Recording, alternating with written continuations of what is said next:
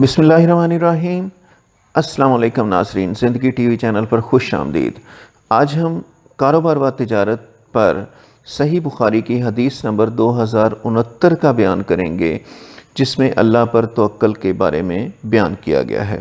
حضرت انس رضی اللہ تعالیٰ عنہ نبی کریم صلی اللہ علیہ وآلہ وسلم کے پاس جو کی روٹی اور حل شدہ چربی لے کر گئے۔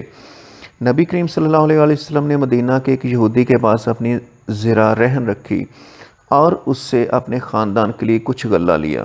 حضرت انس نے آپ صلی اللہ علیہ وآلہ وسلم کو یہ فرماتے ہوئے سنا، محمد صلی اللہ علیہ وآلہ وسلم کے گھرانے میں کوئی شام ایسی نہیں آئی کہ جب ان کے پاس ایک سا گندم یا ایک سا اناج موجود رہا ہو، حالانکہ آپ کی بیویوں کی تعداد 9 تھی۔ ناظرین، اس حدیث کو آگے شیئر ضرور کیجیے گا۔